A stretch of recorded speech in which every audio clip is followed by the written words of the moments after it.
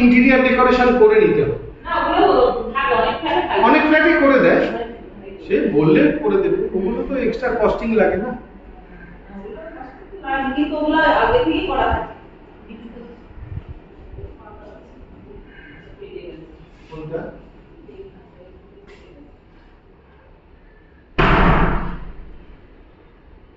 যা যা আপনার প্রবলেম হচ্ছে সব আপনি বলবেন, আমি সব চেঞ্জ করে দেবো।